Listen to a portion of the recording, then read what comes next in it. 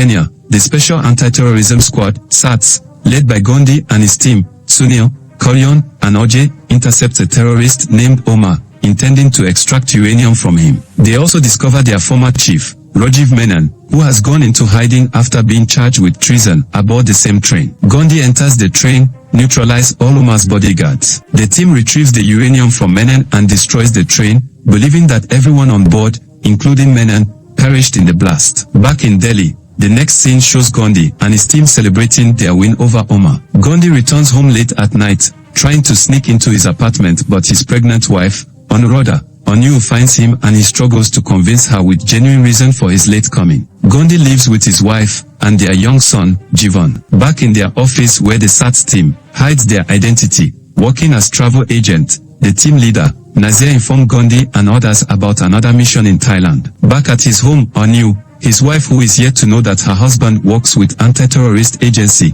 keeps suspecting Gandhi of infidelity. She confronts her with the allegation, but as Gandhi and his friends attempt to convince Anu that he is faithful to her, Gandhi unveils their identity as SATS agents. Fortunately, Anu takes it as a joke. Hoping to ease Anu's suspicions about his possible infidelity, Gandhi takes his family along on a mission to Bangkok by lying to Anu that they are traveling there to celebrate their wedding anniversary. However, after completing the mission, the family are attacked. While Gandhi is busy fighting off the attackers, Anu watches him in disbelief. The pressure of discovering that her husband is truly an anti-terrorist agent pushes her into labor. Gandhi's partner, Kalyan, comes to his rescue and Anu is rushed to the hospital. Tragically, Jivan disappears during the chaos when Gandhi leaves him alone at the hospital waiting hall to go sign a document of consent at the reception. When he got the information from the hospital security department about his son's whereabouts, it is an accident scene where a burnt body is found, believed to be Jivan's. This left Gandhi shattered and mourns the presumed death of his son. Before I proceed, please subscribe to this channel, click the like button and smash the notification bell to enjoy more of this. Back to the film. Anu gives birth to a daughter, but she also grieves over the alleged death of Jivan, and ever since then, she refuses to speak to Gandhi because she blames him for their son's death. 16 years later, we see Gandhi, who has left anti-terrorist agency and works as an immigration officer at Chennai International Airport. He and Anu live separately, with their 16-year-old daughter, Jiveta, living with Anu. His former boss in anti-terrorist agency, Nazir, meets him and Gandhi reunites with his old colleagues at Srinidhi's birthday, Sunil's daughter. When Kalyan suggests he returns to the field, Gandhi's former boss, Nazir, requests his help training new officers at the reopened Indian embassy in Moscow. Though hesitant, Gandhi agrees. While in Moscow, the embassy is attacked by protesters who have gone violent by invading the embassy. They beat up security guards and running amok all over the building. Gandhi fights off these assailants, only to be shocked when one of the attackers, a young man who looks eerily like his missing son, reveals himself to be a grown Jivan. This discovery sets the stage for a dramatic reunion and begins unraveling a web of secrets. Jivan also acknowledges that Gandhi is his missing father. By this time, both are attacked and they survive some minutes of gunpowder exchange from their assailants before Nazir creates an avenue for escape. It is an emotional moment for Anu, setting her eyes on her son after 16 years of grieving his death. Jivan meets his sister, Jiveta, and also starts a friendship with Srinidhi. Back in Chennai, Gandhi and his family are slowly reunited, with Anu beginning to speak to him again. However, when Gandhi is summoned to meet Nazir at the Chennai metro station, Nazir is killed by a masked attacker in the presence of Gandhi after the two of them confronted him. The masked attacker, who later turns out to be Jivan, escapes the being caught by Gandhi. At Nazir's funeral, an enraged Gandhi is determined to find out who is targeting every member of the anti-terrorist agency. For this single reason, Gandhi informs his former colleagues of his readiness to return to the team. By now,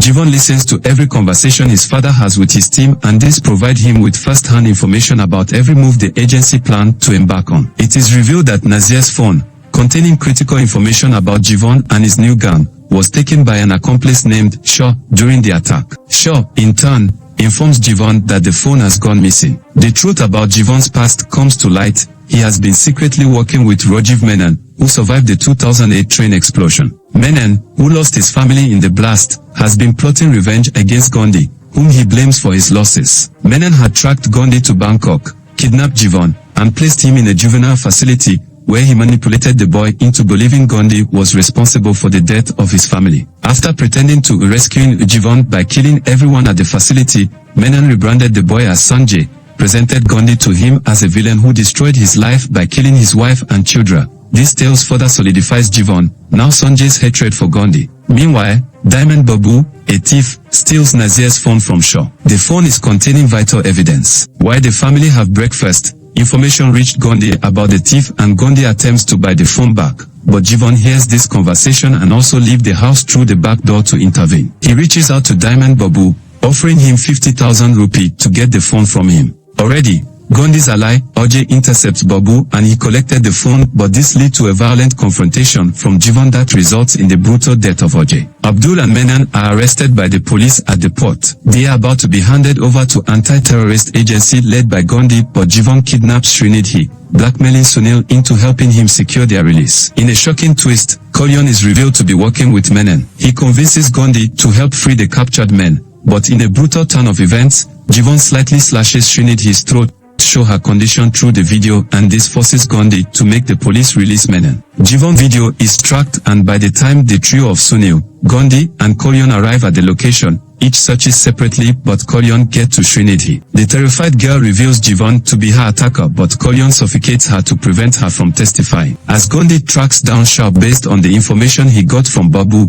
he inadvertently and surprisingly stumbles upon his son, Jivan, and arrests him. During the interrogation, Jivan seizes Sunil's gun, seemingly kills him. Gandhi intervened, but his video call revealed that some goons sent by Jivan are holding Anu hostage. This forces Gandhi to assist Jivan in escaping as the only condition for keeping Anu alive. However, it's revealed that Sunil is still alive. He meets the betrayer, Kalyan, and after a brief fight, Sunil kills him. Meanwhile, Jivan hands over his knocked-out father to Menon. He headed to the stadium to orchestrate bombing the place packed with over 10,000 people. Back at the location where kidnapped Anu and her husband are, Menon reveals plans to detonate a series of bombs, framing Gandhi for treason in order to avenge of his family. Unbeknown to Menon, Gandhi has orchestrated a counterplan. His team invade the location, neutralized Menon's men. Gandhi takes Menon to the stadium. He shows Jivan Menon and the boy is furious. While looking away, Sinu, Gandhi's elder brother who is also held hostage by Jivan, escapes with the bomb detonator but ignorantly hands it over to Jiveta among the crowd at the stadium. Jivan runs after his sister.